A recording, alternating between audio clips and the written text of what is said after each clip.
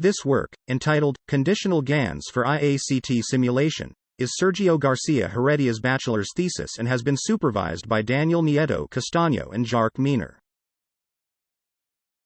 Let's begin the presentation of this project with a short introduction, and to do so we will first look at the context in which this work is framed.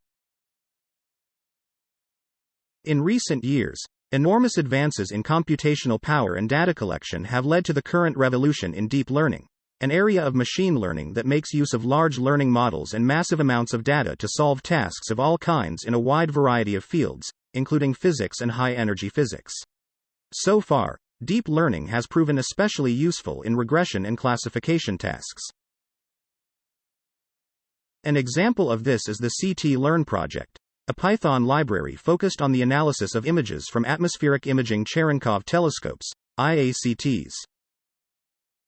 IACTs are used to study gamma-ray sources by means of the Cherenkov radiation emitted by the cascade of particles that these rays, photons, as well as cosmic rays, mainly protons, produce when they reach the Earth's atmosphere. They basically measure the type of particle inducing the cascade, its energy and its direction of arrival. More recently, due to their impressive results in other areas, the potential of the so-called deep learning generative models, those that do not make predictions about the data but learn its distribution, has begun to be explored in physics. As for the motivation for this work, characterizing the response of IACTs and training CTLearn models require large labeled datasets, which so far are obtained by Monte Carlo simulations. Two major drawbacks of these simulations are their large computational cost and their limited degree of realism.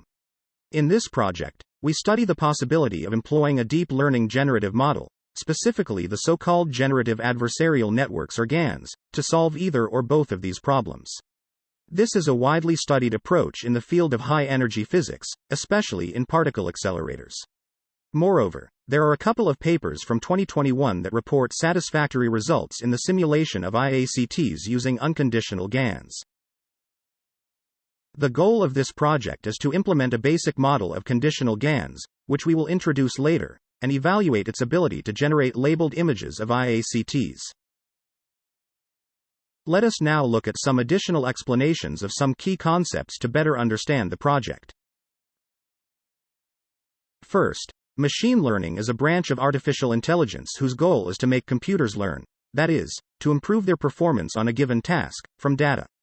Three types of machine learning are usually distinguished: supervised, which makes use of labeled data to train regression and classification models; unsupervised, which trains models using unlabeled data to discover patterns in them; and reinforcement learning, where training is based on a system of rewards for the model's actions. In turn, deep learning is an area of machine learning that is characterized by making use of large learning models, based on artificial neural networks, which are trained with massive amounts of data. Neural networks, in their simplest form, are supervised learning models consisting of L layers, in each of which a linear operation is applied, given by a matrix W and a vector B, which constitute the parameters of the model, followed by a nonlinear activation function G. Its training is carried out by optimizing a cost function, usually denoted by the letter J, which measures the discrepancy between the model predictions and the expected values given by the training data labels. Generative modeling is an unsupervised learning task that consists of taking a training data set that follows an unknown distribution, P data, and learning to represent an estimate, P model, of that distribution, sometimes implicitly by generating samples. Generative adversarial networks were introduced in 2014 as an architecture or strategy for training a generative model. What defines this technique is that it approaches this unsupervised learning task as a supervised learning task by making use of two adversarial submodels, usually given by neural networks. First, the generator is the generative model to be trained to obtain new realistic samples. The generator takes a random latent vector, Z, from a simple distribution, PZ, as a seed, from which a new sample, X tilde, is generated from a distribution, PG, which tries to approximate the distribution of the real data, P data. On the other hand, the discriminator is an auxiliary model introduced to give a supervised learning approach to the problem. Its objective is to discern between real samples, from the training dataset, and generated samples. With the discriminator's predictions on the real and generated images, the cost function of the discriminator is calculated, while the cost function of the generator is calculated only with the predictions on the generated images. How well or how poorly the generator samples have managed to fool the discriminator at each training step serves as feedback to the generator for its training. A potential drawback of the GANs seen so far is that there is no control over the actual data generated. One of the ways to extend GANs to a conditional format are the so-called AC-GANs. This strategy consists of providing as input to the generator, together with the latent vector, the labels of the data to be generated, particle type, energy and direction of arrival in our case, and making use of an auxiliary model, which we will call predictor, to validate that the images generated correspond to these labels. In the case that the auxiliary model is pre-trained, the training algorithm of the AC-GANs is the same, other than adding a contribution to the loss function of the generator from the predictions of the auxiliary model on the generated data. Thus, if, for example, we want to generate images of numbers and, specifically, of the number 8, the label 8 will be passed as additional input to the generator. The discriminator will evaluate the realism of the image and the predictor will check that it indeed corresponds to the label 8.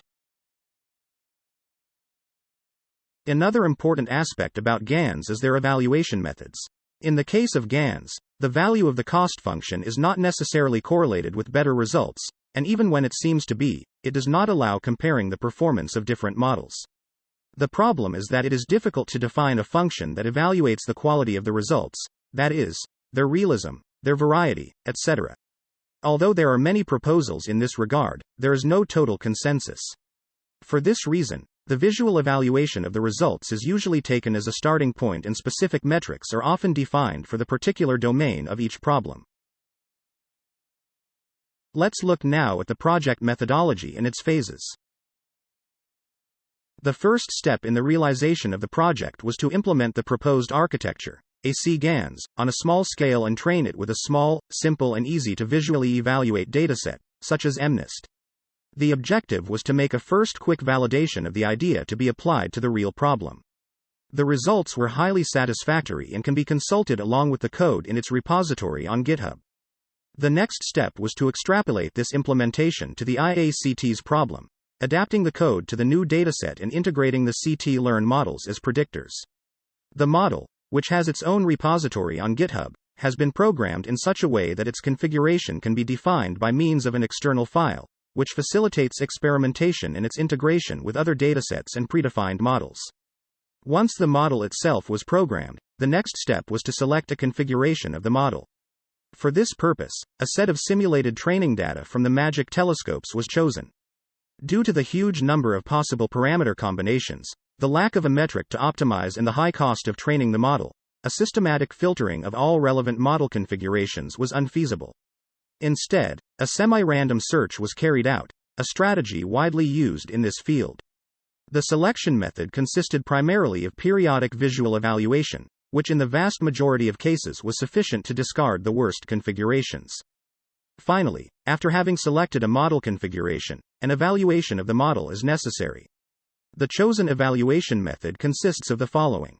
First, a single dataset is chosen and divided into 80% for training and 20% for validation.